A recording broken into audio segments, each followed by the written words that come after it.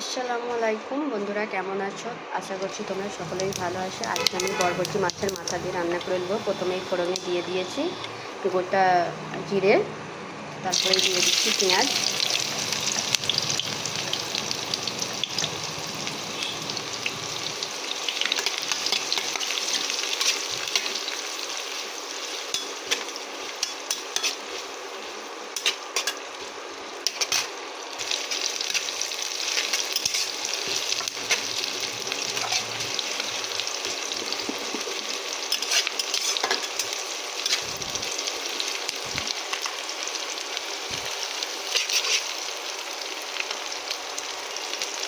এটা একটু হালকা গোলাপি কালার আসবে তখন আমি আলু দিয়ে নেব।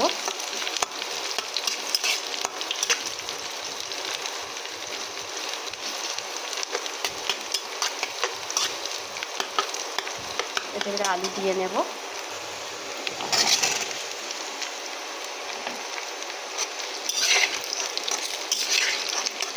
আলুটাকে দিয়ে একটু নেড়ে ছেড়ে নেব।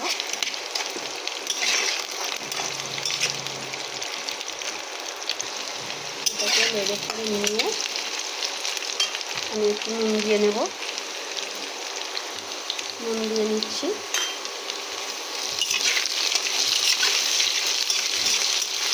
আর এর সাথেই আমি বরবটি দিয়ে নেব, কেটে ধুয়ে রাখা বরবটি।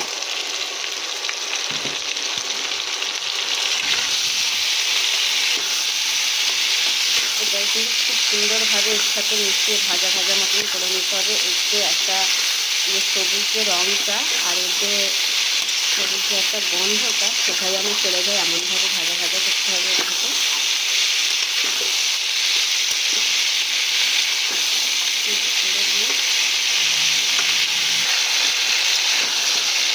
এটা তখন ভাজা হতে থাক, কিছু জিনিস আমি পেস্ট করে নেব। আমি এখানে 2 চামচের মতন জিরে, গোটা জিরে নিয়ে নিয়েছি, কেটে দিয়ে নেব। তারপরে দিয়ে নেব 2টো কাঁচা লঙ্কা আর আদা রসুন দিয়ে নেব।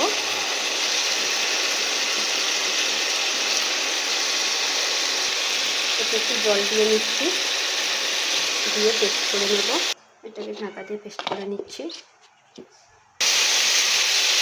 পেস্ট করে নিয়েছি। এই পেস্টটা এবারে এর মধ্যে দিয়ে নেব। দেখুন এটা অনেকটাই এর রঙটা চেঞ্জ হয়ে গিয়েছে, ভাজা ভাজা মতো হয়ে গিয়েছে। পেস্টে এই জিরে আদা রসুনের পেস্টটা আমি দিয়ে দেবো।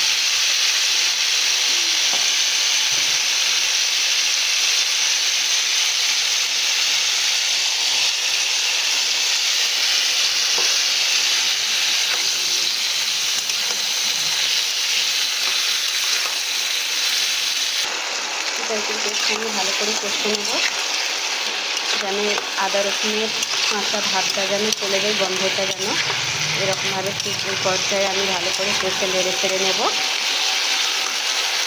আমি এখানে টমেটো কুচি না সেটা দিয়ে দেবো।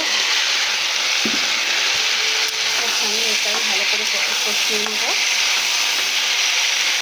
এটা কিন্তু দেখুন খুব সুন্দরভাবে একদম কষানো হয়ে গেছে। এর মধ্যে এবার আমি মশলা দিয়ে নেব। হলুদ গুঁড়ো, লঙ্কা গুঁড়ো, ধনে জিরে একসঙ্গে সেটা, এগুলো দিয়ে একটু কষিয়ে দেবো। আর ঠিক যেভাবে আদা রসুন আর জিরের সঙ্গে দিয়ে যেভাবে কষালাম, ঠিক এই রকমভাবেই কষিয়ে নেবেন। আর ওরকমভাবে কষিয়ে নিলে কিন্তু খেতেও কিন্তু খুব দারুণ হয় আর খুব ভালো লাগে, টেস্টটা আরও দ্বিগুণ বেড়ে যায় বন্ধুরা। তো চলুন এবার এর মধ্যে আমি অল্প করে জল দিয়ে নেব। অল্প জল দিয়ে এটাকে আমি আরও কিছুক্ষণ কষিয়ে নেব।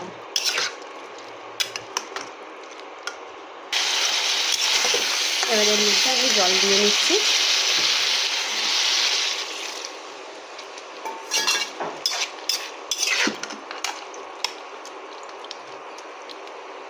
আরও একটু জল দিয়ে নেব।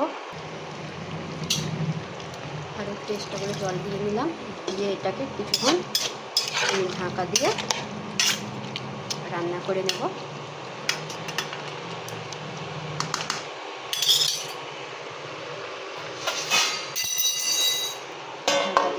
10 মিনিটের মতো রান্না করে নেব।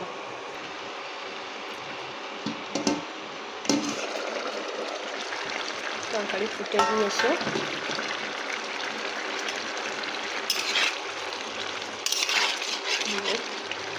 তো আমি আগে দিয়ে ভেজে রেখেছিলাম মাছের মাথা, তো সেটাই দিয়ে দেবো।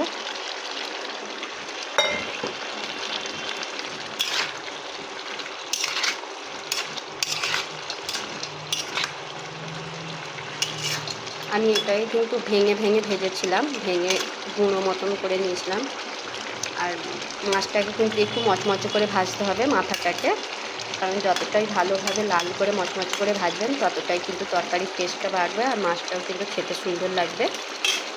আর একটা যে মাছের যে এক্সট্রা গন্ধ থাকে সেটাও কিন্তু থাকবে না। আর আমি প্রথমেই আগে দিয়েই বলে রাখছি বন্ধুরা, আমার এই রেসিপিটা ভালো লাগলে লাইক কমেন্ট শেয়ার করে দেবেন, চ্যানেলটাকে সাবস্ক্রাইব করে দেবেন। আপনারা পাশে থাকলে তবেই আমি কিছু মানে রান্নার আগ্রহটা বাড়বে। আর চ্যানেলটা ভিডিওতে কিন্তু সাবস্ক্রাইব করে দেবেন, সাবস্ক্রাইব করলে কিন্তু ভিডিও করার আরও আগ্রহটা বাড়ে, সেটা তো জানেনই বন্ধুরা আপনারা। তো পাশে থাকবেন, আমি কিন্তু খুবই কষ্ট করে ভিডিওগুলো বানাই। এটা কিছুক্ষণ আরও ঢাকা দিয়ে দেবো আমি।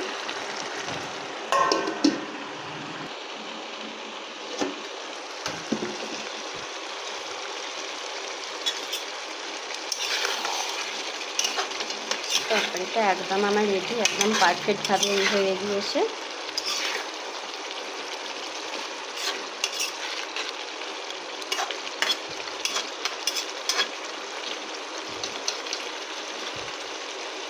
এটাকে এবারে আমি নামিয়ে নেব।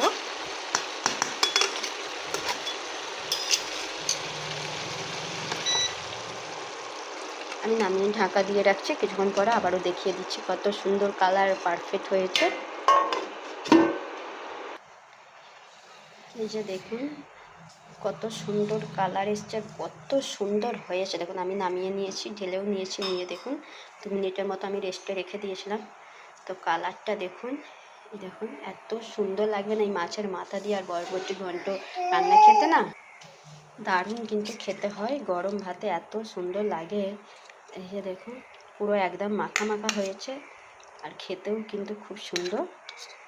এই যে, তো আবারও বলছি বন্ধুরা, আমার এই রেসিপিটা রান্নাটা ভালো লাগলে লাইক কমেন্ট শেয়ার করে দেবেন, সাবস্ক্রাইব করে দেবেন।